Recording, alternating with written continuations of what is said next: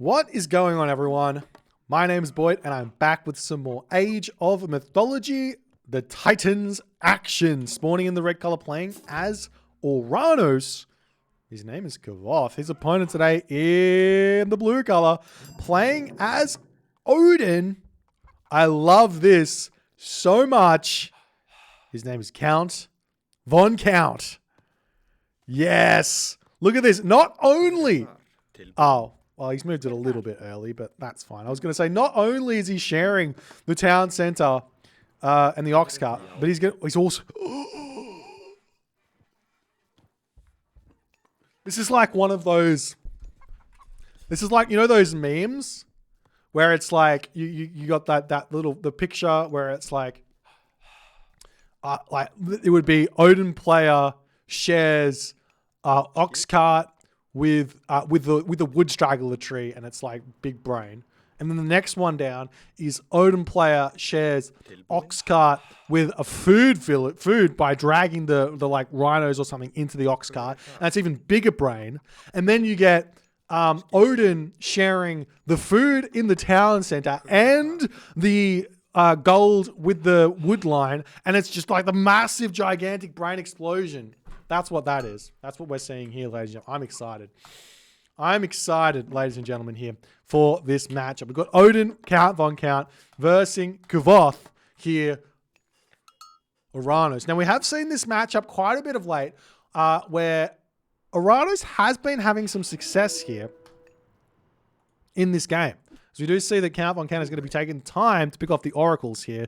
This is something you've really got to be careful about as the... in my opinion, as the Atlantean player, you really don't want to be losing too much HP on your oracles. And the way you play around this is you just make sure your oracles are moving.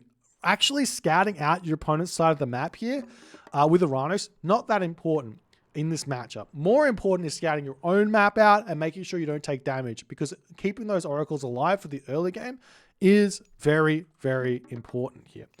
In my opinion. Now, obviously, some people don't do that, but it is what it is. As now, another rhinoceros has come in. Did we see? I think we did see the Great Hunt onto this position here as well. As Count will be able to advance very, very soon. As the temple going up in the middle of the map, we do see that Kvoth does spot this here. And Kvoth is really wanting to lose that oracle to the Skraeling there. As the temple is up, the advance time will be able to come through. Will we see? We're not seeing a single villager or a single ox cart coming out. This is an incredibly fast advance time here from Count Von Count. Kvoth, on the other hand, will be finishing up on this rhino. He might not even be finished on this rhino. He's got rhino over here. He's got zebra on this position. Obviously, the giraffe in the middle of the map here.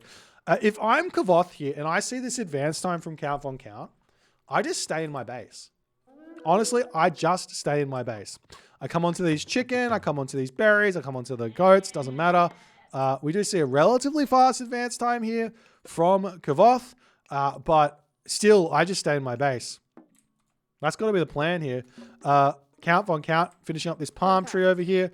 He could easily share this ox cart with this palm tree as well, up until the point that he can get the ox cart out. He's got to eat this rhinoceros on that position as well. Alternatively, he could just move forward with the villagers to start eating the zebra, and by the time he advances, he will have an ox cart out.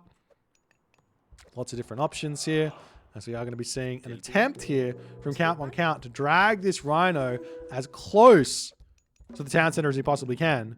As units coming through, though, also going to be looking for some raids here. Kvoth here just finishes up on the rhinoceros. He's going to be making a move over onto the berry bushes. He does have 3 oracles out, so he's produced an extra one. Some wall segments coming up around his walls there.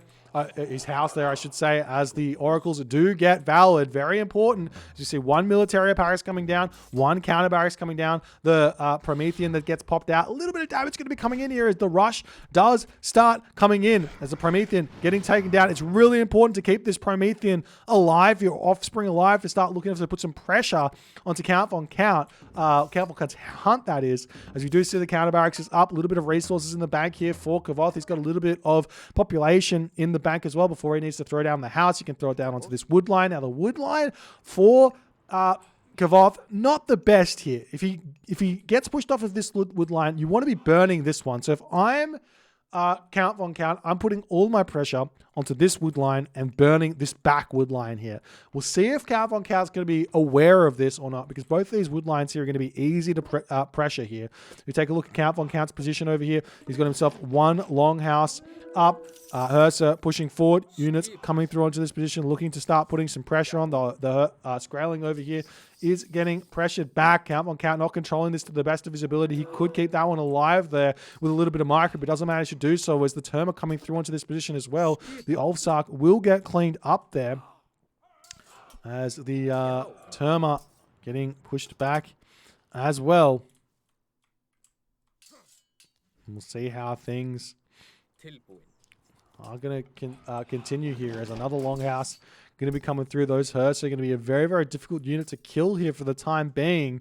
This Count von Count, he might want to consider stopping production of those Hursa and going more into something a little bit more value, like Ulfsark, like those Lone Wanderer Ulfsark is the citizen getting pushed off of the wood line. Yet again, villagers still happily sitting on the berry bushes here for the time being, as we do indeed see that forest fire. And Kvoth, he should be pretty happy about that one, in all honesty here. He can now move on to this back, very safe wood line. He's got back gold mine. He's got chickens over here he can eat. He's got all of the resources in his base here. It's completely fine. We do see the Promethean offspring going to be searching for a little bit of a raid now onto that food line over there.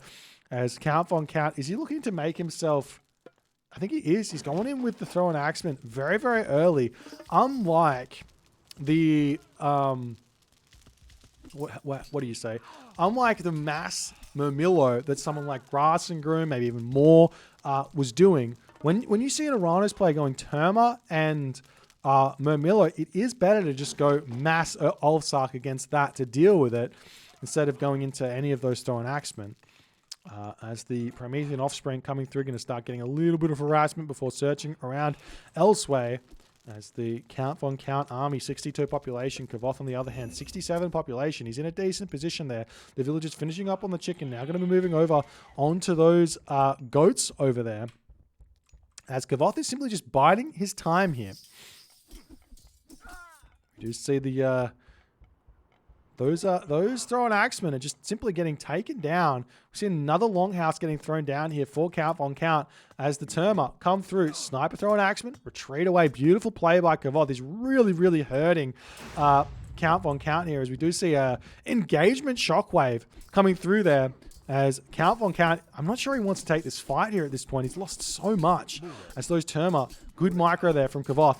The Ulfsark, they don't have themselves Lone Wanderer here, so they're not that strong. The Promethean here, not the best help for Kvoth at this point, because all of the Hursa are out, and Count von Count does manage to deal with those nicely here. But it does look like to me that Count von Count is mostly going to be able to win these fights here. The Terma, nice micro from Count von Count. He's going to be getting himself out, from Kvoth to take out Count von Count's throwing axeman. As we see Kvoth now getting out the Kara Ballista, and Count von Count will have to retreat. And now Kvoth can start moving his citizen out onto his hunt. He's got the hunt over here. He's got the hunt over here. Whichever one he wants to pick. I would go for the zebra with the intention of moving forward onto the giraffe here.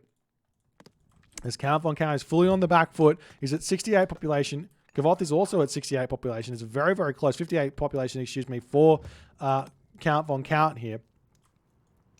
As Kvoth retreating back for the time being. I'm not sure exactly where he's wanting to go here at this point. As Count's resources incredibly low here. He's trying to produce as much as he possibly can, but I'm not sure what he's looking for. As Kvoth here looking for a raid onto these units here as the army sitting in the middle of the base. There's so much you have to defend here. You have to defend the longhouse, the houses here, the food on this position as well. As the army comes through, does see a random Hursa, Floki Iron Chiller, going to be getting taken out, preventing that house from coming up. Nice play there as the Ulfsark coming back to try and defend this. As the villagers on this position do get spotted. The army coming back here for Count von Count, going to be able to going to be trying to deal with this, but we do see one villager here. Looks like it will get taken down as the thrown axeman coming in onto this position. Kvoth will have to retreat back. Good defense there by Count von Count. The Count does lose a Hursa and does lose a Gatherer for that, as the unit's still pushing forward to take out the longhouses. Villagers pushing in onto this gold mine a little bit early as well, as the villagers here, are they going for any attempt at a at a 0. It looks like they're not. The big question I want to know, is Kvoth actually building citizen? We'll have to take a look at it afterwards. For me, it seems like he's a little bit light on the citizen. He's only got 9 citizen at 9 minutes into the game. So I think he hasn't been building citizen here in this game at all, which does mean that Kvoth here, who has been building villages, I think, has got some sort of an advantage here. Now, funnily enough, I'm interested in the idea of, if this is so good for the Atlantean player of not actually building villages on a map like this where controlling of the hunt and everything is so good, maybe, just maybe, it's not the worst idea to give that a go with Norse as well. Not sure. Something to try. Something to try. Instead of building villages out of your town center, build Ulfsark out of your town center. And see how you go. Give it a go for a game. Maybe it's awful. Maybe it's great. Especially if you've got the Lone Wanderer tech here as Odin. So the army now starting to move out for Kvoth. He has got a lot of units here. He's at full population with only like 9 or 10 units. 9 or 10 civilian units. So what's that? 30 population in economy. Plus... or 30 population, take the 115. I can't do that math. That math is too hard for me. What, 85? No? Yes? 75? I honestly can't do the math. 85 population worth of military. It's absolutely crazy. Absolutely crazy. There's now the raiders looking to take out the Cara Ballista, or looking for some sort of a raid onto the gold mine over here. Villagers now over onto the rhinoceros over here. Wait, did I miss those? Maybe I did. Maybe he's got more citizens. Okay, he's got more citizens than I thought. He's still, like, not as many as he should at this point if he was consistently producing villages. As the citizen retreat into the manor here, medium raiders going to be taking this manor down relatively fast as the villagers retreating back home. Good raid here from Kvoth as Count Von Count on the back foot. Count Von Count, on the other hand, here is trying to get up to full population. He's basically full population in Throw and Axeman, though, which is not a bad idea, considering most of those units are infantry units. As the raiding cavalry not able to pick off a citizen there, the Murmillo come in, snipe down the raiding cavalry that are there, as Count Von Count still trying to find his way around here. We see the Murmillo looking for a gold mine. Looks like the dwarves are over on this gold mine for the time being, as the Oxcart is sitting on the back over here, not ready at this position, as we see the units moving up over here, looking to hit the villagers yet again. As Kvoth now needs to find his way elsewhere. Now, there are some lions here. Not really the best idea to go onto those, but he is going to be going there. It's not, I mean, it is extra little bit of food that he's going to get nonetheless, but definitely wants to grab those zebra at some point, as we do see the villages in the middle of the map now going to start getting raided. Nice snipe there onto one of those villages, as Count Von Count yet again getting pushed back here, as the army of Count Von Count coming back to try and defend against these raids. As soon as Kvoth sees this, he should just retreat back. We will be seeing a couple of kills there, or at least one Promethean goes down, as the army going to now push back over onto this position. Now, luckily for Count Von Count, he's got plenty of dwarves here to simply just shank back easily there.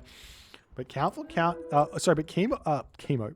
Kvoth here, on the other hand, has managed to click up to the heroic age through Thea. He's got plenty of gold in the bank. He's going to be able to drop that Hesperid tree down to boot here, and start making himself dryads to really, really distract those throwing axemen in the next type of fight. We do see the shockwave coming in over here, keeping his villagers alive as they drop into the manor. The Promethean are in to defend this as well. They're more than capable of dealing with those raiders on that position there, as the Murmillo is still trying to take down villagers of Count Von Count, as Count Von Count is in a very, very difficult position. We do see the units get pushed all the way back into the corner there. As Count Von Count just sitting, waiting, watching. He's not really able to get to that next stage that he so desperately needs to get to. Trying to take this fight with the raiders is just never going to work. These Promethean, they've got 50% hack armor, which is a huge amount of hack armor for a unit, for a melee unit to kind of deal with. See, the Hesperid tree does come down, as now Kvoth's going to be able to spam those out if he so chooses. A palace as well going down here, as the army going to start pushing into the middle of the map. Those Cara Ballista are so strong against the throwing axemen that are here. And not only that, this is a beautiful, beautiful choke point for Kvoth to take. As the Stymphalian Bird retreats back ever so slightly. Do these Throwing Axemen have their upgrade? They do not. So the Stymphalian Bird can just sit here, taking very little amounts of damage. So the hack damage is a decent amount here to actually take them down, but without the upgrade, just don't do that much damage. As Valkyrie starting to pop out, the raiding cavalry coming in to try and clean up those Kyoballista. Kvoth is sitting at 100 population. Count on Count, on the other hand, at 72 population. As Kvoth coming in with those Dryads, ready to start taking these units down. The raid onto the gold mine as well. He's managed to take down the ox cart sneakily in the middle of the fight as well, as Kvoth is completely in control in this game. Count on Count has got no leg to stand on. His gold has been shut down, basically. His food about to be shut down as well, as Count von Count does tap out there with the crazy advance. Kvoth shows you can just simply sit back in your base and be completely fine against this crazy Count von Count early game.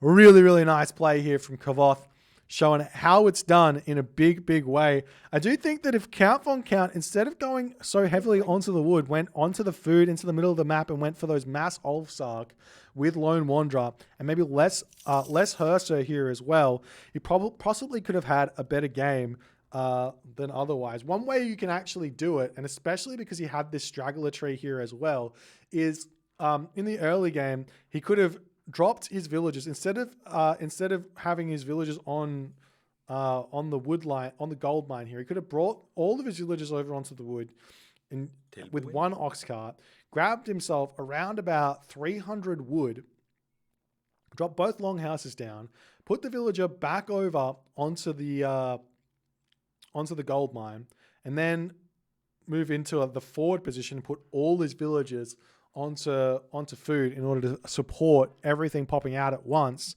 And then you can put villagers onto the palm tree. You only need 2 villagers on this palm tree to get himself houses.